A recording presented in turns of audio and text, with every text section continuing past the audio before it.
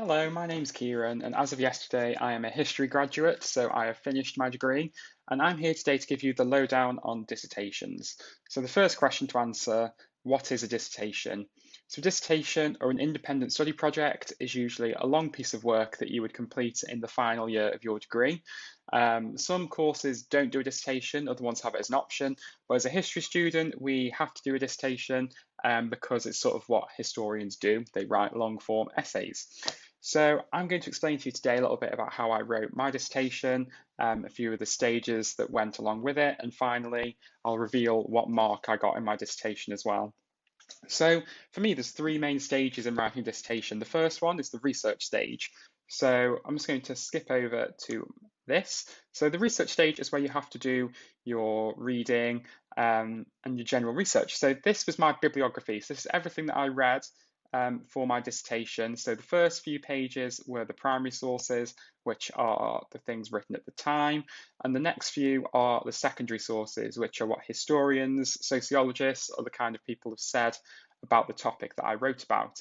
And this is the hardest part of doing the dissertation. It's the research stage when you haven't really got an idea about what specifically you want to write about, but you've got a general idea for a topic.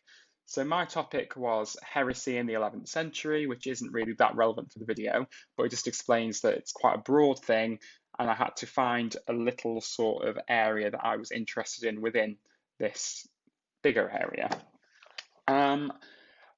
With the researching stage, it's really important that you make good notes that you can refer back to. So the way that I did this was I would read an article or a book, say Barbazat's Burning Bodies, Communities, Eschatology, and the Punishment of Heresy in the Middle Ages. That is a tongue twister. I shouldn't really have chosen that one. But what I did was I'd read that, then I'd try and make a summary on one sheet of A4 that I could slide into a folder, and then I could just flick through and know exactly what everyone was arguing, so that when it came to the next stage, it would be easier to write. So the next stage is planning. So researching and planning sound quite similar, but they're quite different really, because the plan can only be done once you've researched, because then you've got an idea of what you want to write about. So the way that I went about writing this is by breaking my dissertation down into different chapters. So my chapter list is here. So 3 chapters, an introduction and a conclusion. And I would try and figure out which readings fit where. So the first chapter was defining what I meant by a heretic, and most of my work fit into that. So I would make a plan, definitions, wrote down who said what, that kind of thing. The second one, punishment and reconciliation, it sounds quite dramatic because it was. What I did for that one was I found more of the primary sources that I had, and I matched those up to the secondary readings and sort of tried to mesh them together in my own words.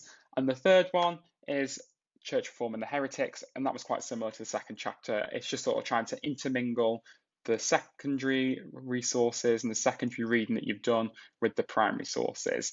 And that's when it comes to the writing stage. So that is when you actually have to start getting down and writing all of these chapters.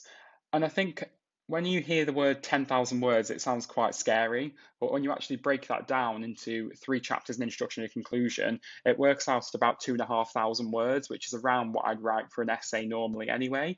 So it is just sort of writing a number of smaller essays that fit together in one and into mesh.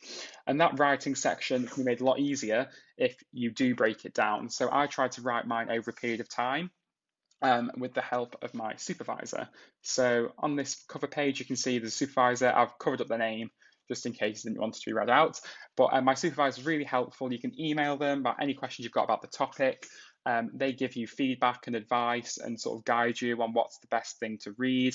They don't tell you what to do by any means. They won't say you need to do this. And my supervisor said that she was going to be purposefully unhelpful for the first few weeks so that we could figure out what we wanted to do without her pushing us in a certain direction. But you're not left on your own to do it. There is someone there to help you out. And with the writing, I left out saying about writing the introduction and the conclusion, because I always find it's best to write those at the end. Once you've written everything else, you know exactly where your argument's going to go, because an introduction should introduce exactly what you're going to say. There's no need for any sort of literary devices in the middle of your chapters where you just drop something in as a shocking revelation that you haven't said before, because it's not a drama piece that you're writing.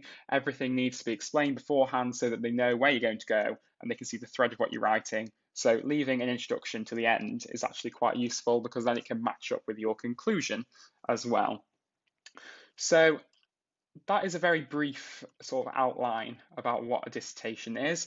I got 75 in mine, which is a first, which is a very good mark, really. I'm not going to lie to you. I'm just going to, I got a first in my dissertation.